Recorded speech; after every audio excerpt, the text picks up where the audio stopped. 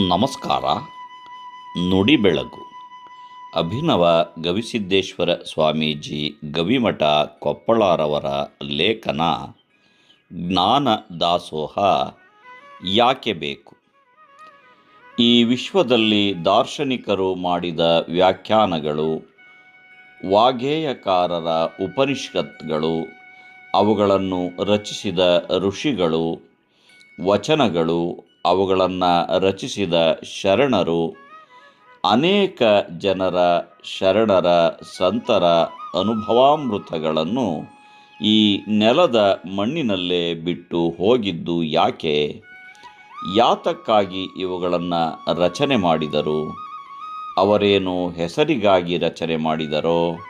ಯಾತಕ್ಕಾಗಿ ಇವುಗಳನ್ನು ಮನುಕುಲದ ಮಧ್ಯದಲ್ಲಿ ಬಿಟ್ಟು ಹೋದರು?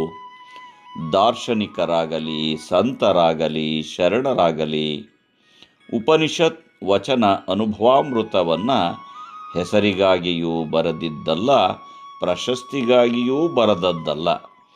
ಈ ಜನರನ್ನು ಸ್ವರ್ಗಕ್ಕೆ ಕರೆದುಕೊಂಡು ಹೋಗುವುದಕ್ಕಾಗಿಯೂ ಅಲ್ಲ.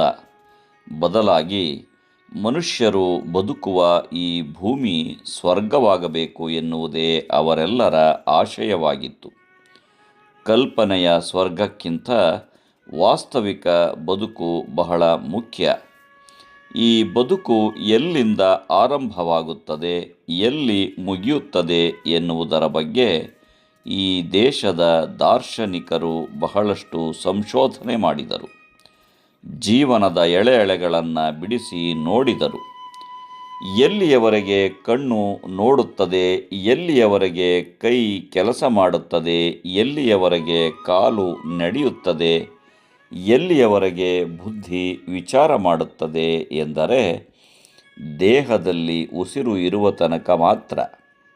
ಉಸಿರು ನಿಂತ ತಕ್ಷಣ ಎಲ್ಲವೂ ನಿಂತು ಹೋಗುತ್ತವೆ. ಉಸಿರಿನೊಂದಿಗೆ ಜೀವನವೂ ನಿಂತು ಹೋಗುತ್ತದೆ. ಬದುಕು ಅಂದರೆ ಉಸಿರಿನ ಲೀಲಾವಿಲಾಸ ಅಷ್ಟೇ. ಈ ಬದುಕು ಇಸ್ಪೀಟ್ ಆಟದಂತೆ. ಇಸ್ಪೀಟಿನಲ್ಲಿ ರಾಜ, ರಾಣಿ, ಪ್ರಜಾ ಎಂದೆಲ್ಲ ಇರುತ್ತವೆ. ಆಟ ಮುಗಿದ ಮೇಲೆ ಎಲ್ಲವನ್ನು ಒಂದೇ ಪ್ಯಾಕೆಟ್ನಲ್ಲಿ ಇಡಲಾಗುತ್ತದೆ. ಹಾಗೆಯೇ ಜೀವನ ಎಂಬ ಆಟದಲ್ಲಿ ಒಬ್ಬ ಸನ್ಯಾಸಿ, ಒಬ್ಬ ರಾಜಕಾರಣಿ, ಅಧಿಕಾರಿ ಎಲ್ಲರೂ ಇರುತ್ತಾರೆ. ಆದರೆ ಒಮ್ಮೆ ಆಟ ಮುಗಿಯಿತು ಎಂದರೆ ಎಲ್ಲವನ್ನು ಸ್ಮಶಾನ ಎನ್ನುವ ಪ್ಯಾಕೆಟ್ಗೆ ಕಳುಹಿಸುತ್ತಾರೆ. ತಾಯಿಯ ಗರ್ಭದಿಂದ ಈ ಭೂಮಿಗೆ ಒಬ್ಬ ಬರುವಾಗ ಆತನಿಗೆ ಉಸಿರು ಇತ್ತು, ಆದರೆ ಹೆಸರು ಇರಲಿಲ್ಲ. ಈ ಭೂಮಿಯನ್ನು ಬಿಟ್ಟು ಹೋಗುವಾಗ ಉಸಿರು ಇರುವುದಿಲ್ಲ, ಆದರೆ ಹೆಸರು ಉಳಿಯುವಂತೆ ಮಾಡಬೇಕು. ಅದು ಬದುಕಿನ ಸಾರ್ಥಕತೆ. ಬದುಕು ಅಷ್ಟು ಅದ್ಭುತವಾಗಿದೆ. ಈ ನಿಸರ್ಗ ದೇವತೆ ಎಲ್ಲರಿಗೂ ಬದುಕು ಕೊಟ್ಟಿದೆ. ಅರಮನೆಯಲ್ಲಿ ಇರುವವನಿಗೂ ಒಂದು ಬದುಕು ಇದೆ, ಗುಡಿಸಲಿನಲ್ಲಿ ಇರುವವನಿಗೂ ಒಂದು ಬದುಕು ಇದೆ. ಬದುಕು ಹೇಗೆ ಸುಂದರವಾಗುತ್ತದೆ? ತಾನೂ ಸಂತೋಷವಾಗಿರಬೇಕು, ತನ್ನ ನೆರೆಹೊರೆಯವರೂ ಸಂತೋಷವಾಗಿರಬೇಕು, ನಮಗೆ ಆಶ್ರಯ ಕೊಟ್ಟಿರುವ ಜಗತ್ತೂ ಸುಂದರವಾಗಿರಬೇಕಲ್ಲ. ಅಂತಹ ಕಲ್ಪನೆ ಮನುಷ್ಯನ ಬದುಕಿನ ಬಗ್ಗೆ ಬರಬೇಕು. ಮನುಷ್ಯನಿಗೆ ದುಃಖ ಯಾಕೆ? ಅವನು ತಪ್ಪಿದ್ದು ಎಲ್ಲಿ?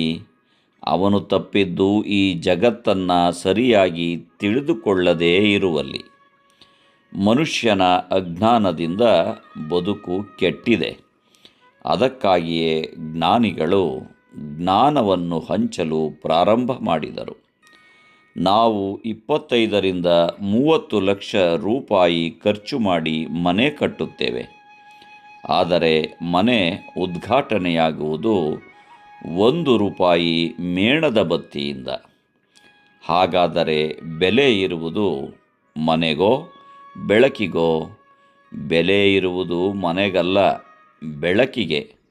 ಅದಕ್ಕಾಗಿ ಜ್ಞಾನ ದಾಸೋಹ ಬೇಕು. ನಮಸ್ಕಾರ. ಧನ್ಯವಾದಗಳು.